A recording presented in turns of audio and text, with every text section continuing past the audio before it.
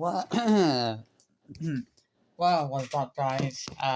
Hopefully you had a good day yesterday. So today I thought I would do an interesting video talking all things Revolution Pro Wrestling. Now, obviously, me and my dad have been going to the Revolution Pro Wrestling events for for quite a long time, for many years, quite a few years. And I remember a lot of the big names that we had at the Revolution Pro Wrestling events. Like we had names like, for example, Hurt Angle was there. Bret Hart, Vader. Some of the big names from like other promotions: Will Ospreay, Pat, obviously formerly known as Neville in WWE. Zack Sabre Jr., Tomohiro Ishii, Minoru Suzuki. Tetsuya Naito, I think, wrestled there once, Yasuchika Okada. I think even Kota Ibushi might have wrestled there as well at one point, or a couple of times. Now, obviously, it's weren't cheap, for the Revolution Pro Wrestling events. They were not cheap at all. What was funny, right? There was obviously obviously if you guys are familiar with WWE, you know that there is a guy who always sits in the front row of a lot of the big wrestling, like the big WWE shows.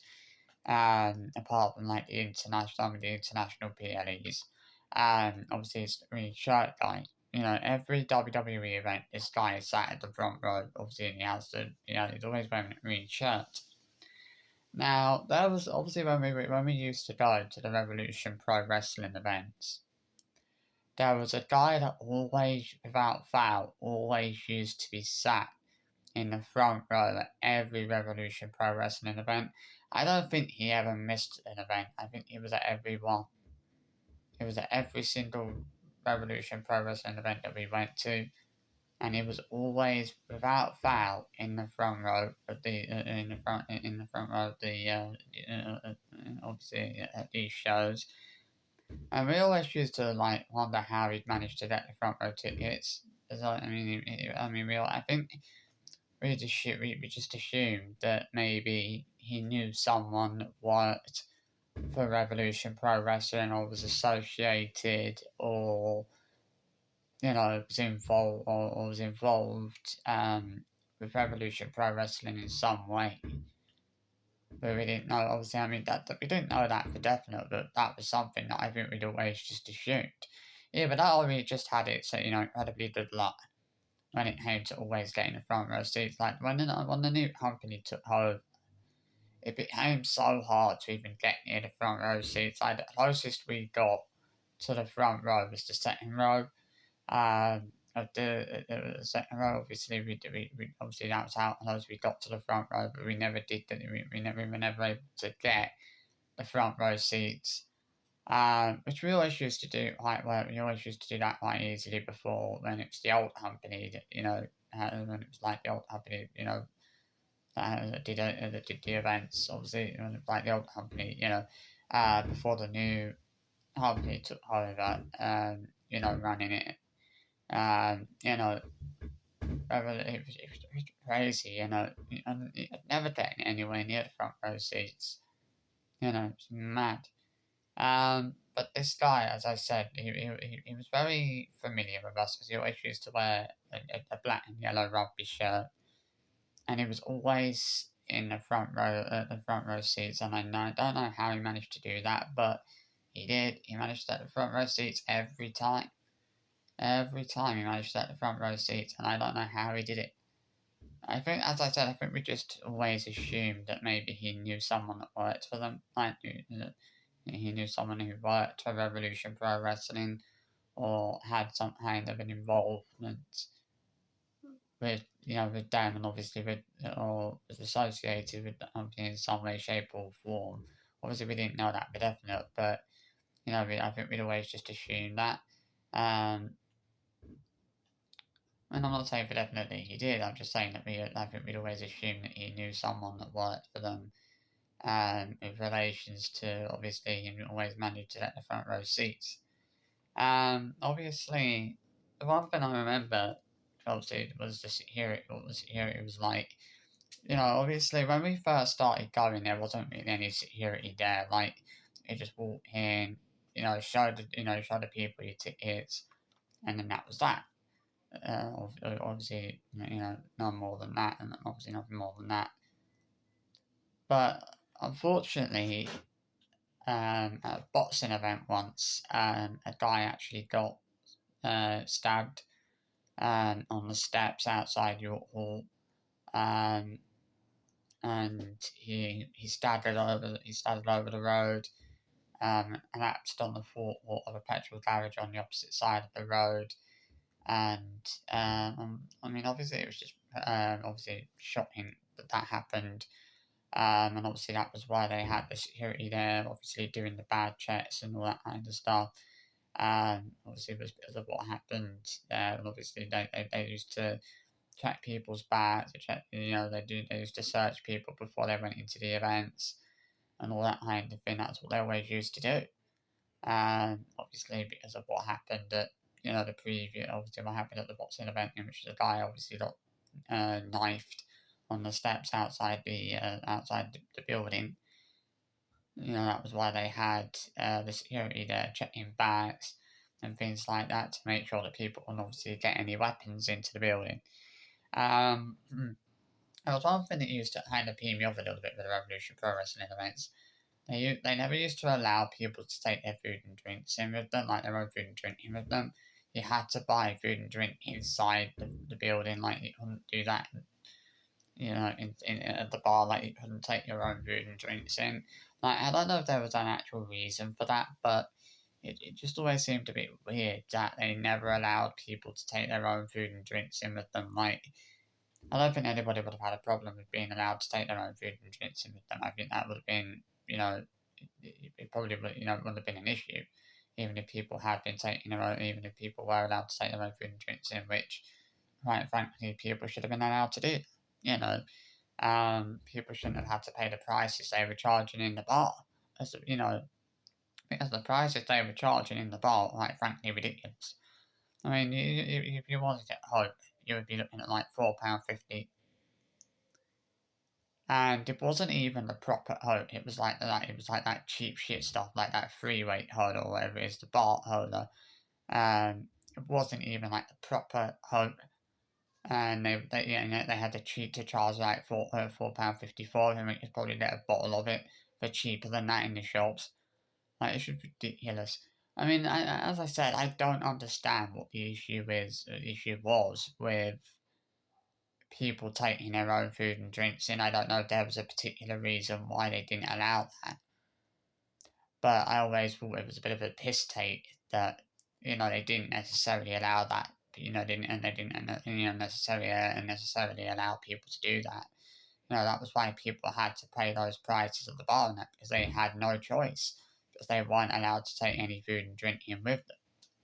I mean, I would understand them not allowing people to take like alcohol and stuff in with them, but I don't get why people wouldn't have been allowed to take like fizzy drinks in with them or like just general snacks. I don't know. Maybe there was a reason for that. I don't know. I mean, obviously, I remember when we first started going to pay, but you could pay cash or hard, but then they changed it to credit card only, and I'm like, well, why would you change that? And not everyone has a credit card. Some people may prefer to pay cash, but they weren't able to do that. It was hard on, which is absolute bullshit. I remember when we first started going as well, like the merch they had there was just unbelievable. It was so good. Obviously, they had like wrestling masks, t-shirts, DVDs. Sometimes they'd even have like wrestling figures there as well. I remember they did the Revolution Pro Wrestling events, and then at the next Revolution Pro Wrestling events, they would always have the DVDs of the previous shows so that people would buy them, and obviously, which is obviously what my dad always used to do. He always used to buy the DVDs of the previous Revolution Pro Wrestling events, which makes sense. Um, I mean, obviously, in terms of t-shirts, they were quite expensive. I think they were something like 15, 20 quid, you know, to be honest. Which is what you would expect. You know, you would expect t-shirts at, you know, these kind of events to be around that, you know, that sort of 15, 20 quid mark. You know, you wouldn't expect them to be any less than that. And they weren't any less than that. I mean, obviously, I have to say, one thing I was always impressed with was the behaviour of the people that were there, you know, the fans essentially. I don't remember there ever being a time where, or will there ever being a time where we went to a Revolution Pro Wrestling event and someone was actually thrown out because of the way they were behaving, or they would be, you know, they were causing a ruckus or whatever. You know, I mean, yeah, there was a lot of swearing, but other than that, you know, and not really anything that I would constitute as being bad behavior, or class as being bad behaviour, technically. I mean, thankfully there was I never. I don't recall there ever being a time where someone tried to jump over the barricade and attack a wrestler, which you would always, which has happened before at like the American events, but you've never really seen that at Revolution Pro Wrestling, which is good, I have to say.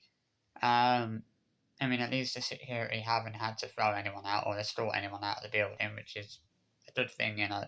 Um, I mean, obviously, I would say, you know, that security obviously was pretty good. I mean, I think, you know, I always felt pretty safe there, knowing that there was a lot of security there, and you know, knowing that they were searching people and like every single person before they entered the building.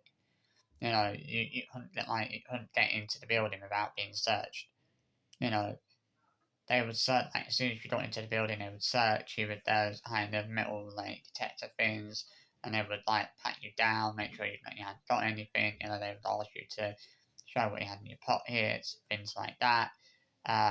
Obviously, if you had your bats, they would ask you to, you know, show what you had in your bats and everything before you went in, which was good. And as I said, you know, the reason they used to do this, or the reason this was put in place, was because obviously, you know, unfortunately, a man was stabbed, you know, on the steps outside the building, obviously during at the end of a boxing event. And obviously he staggered over the road and collapsed on, you know, the forecourt of a petrol garage, which is just on the opposite side of the road to York Hall. And unfortunately, he died from his injuries. I know that two people were arrested and jailed in connection with that. Um, and that was obviously why they had like the security and that there. Another thing about that guy that I mentioned earlier, the one that had always had the front row seats. I remember there was a couple of wrestling events that he missed, and I remember me and my dad were thinking like it was weird that he hadn't been at the last couple of wrestling events. We were like, oh, you know, seems a bit weird that he's not been there, because he was at every single wrestling, like Revolution Pro Wrestling event at York Hall. He was always there. I mean, we were always able to recognise it because he always had the same. He was always wearing the same black and yellow rugby shirt. I mean, he either it was either the same one or he probably just had a wardrobe full of them. Yeah, he was like the WWE green shirt guy. The WWE had the green shirt guy. Revolution Pro Wrestling had the black and yellow rugby shirt guy. You know, but yeah, as I said, it was crazy that he got the front row seats at every event. I don't know how he did it, but he did. Obviously, as I said, we were thinking like, why has he not been at the last couple of wrestling events? And then they announced towards the start of the show that he'd actually died. And we were like, blimey. You know, I think we were quite shocked when they announced that he'd passed away, as they did like a minute silence for, you know, the wrestling fans that had passed away, and for a wrestler that had also passed away. Um, and he was one of the fans that they did the minute silence for. Um, I mean, obviously, as I said, we used to think it was crazy that he always used to manage to get a front row seat at every time and at every event, and we never actually knew how he did that. You know, as I said, we'd always just assumed that he knew someone that worked for Revolution Pro Wrestling or that was involved with Revolution Pro, that was involved with them in some way or was associated with them. That was what my, I think we'd always assume that, but I don't know if he definitely did know anyone. I mean, he probably just have been incredibly lucky. Um, it might not have been a case of him knowing anyone that worked for Revolution Pro Wrestling, but he may very well have known someone that worked for them. Who knows? That's one thing we'll never know. I remember it was funny. So obviously, when you used to go to the loo at the interval that you used for the toilet, the loos always used to be about a mile long. Like, there used to be so many people waiting to use the toilet. It's crazy. It's like people used to hold, like the guys used to just hold it in until until the interval. So those were the Revolution Pro Wrestling events. I think if I remember correctly, there was 4 matches in the first half, and then there was 3 matches in the second half. Obviously, one of those being the main event of the night. When we first started going, they used to start the wrestling show. They used to open the doors. I think about 6ish, half 6, and then the doors and then the shows used to start around 7 o'clock. But toward the last few years, they've actually started doing them starting them a little bit earlier. So the doors would open at around about 4, half 4, and then the shows would start around 5, about 5, not half 5. Once obviously they'd given everyone time to sort of get into the venue, get to their seats, and all that kind of thing. They always used, I want to say, ladies and gents, the show will be starting in 10 minutes' time, or the show will be starting in 5 minutes' time. And it was it was huge. The atmosphere was unbelievable. I mean, some of the matches I've seen at Revolution Pro Wrestling have been extremely brutal. Um, I remember when Bret Hart came down, I actually got his autograph. I think I've still got that somewhere. That after I got from Bret, I don't know where it is, but I'm hoping it didn't get thrown out. I'm pretty sure I still have it, but I'm not 100% sure. If I know I definitely still had it, I would have shown it in the video. But unfortunately, I don't even know if I've still got it.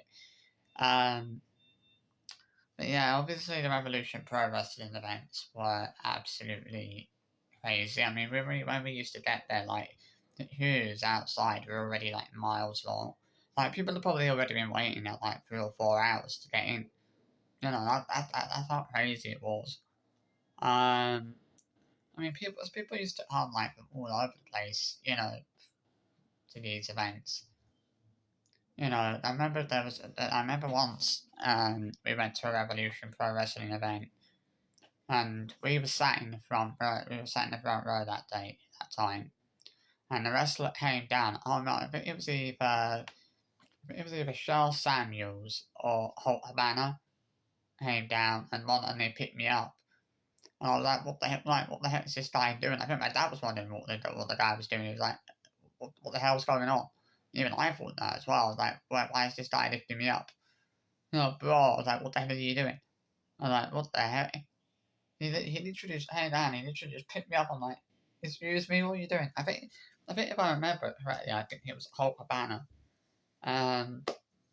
Charles Samuels, it was known as the East End Butcher because he actually had a butcher shop in Bethnal Green. We had Mike Hello, who brilliant wrestler. Mike Hello, he was young. He lived in Old Street. He was a brilliant wrestler. Mike Hello, if you've ever seen his matches, incredible.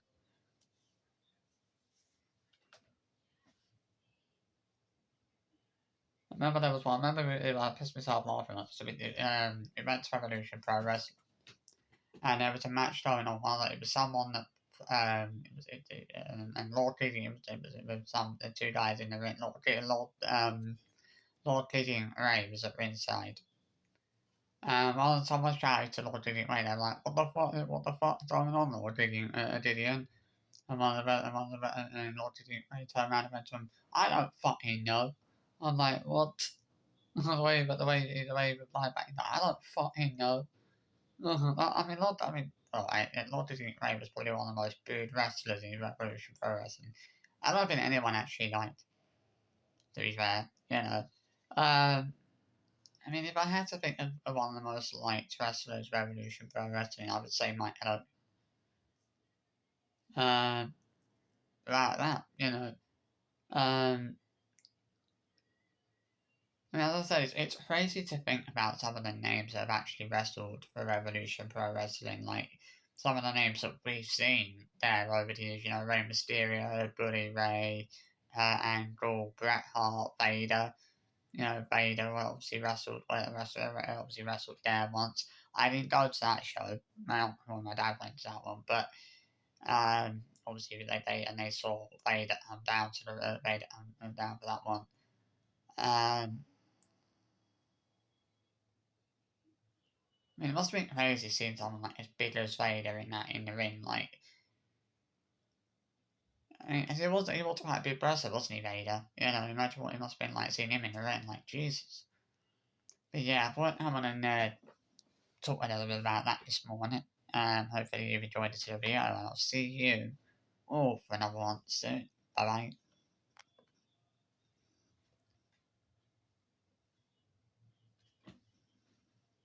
I just still recording. I just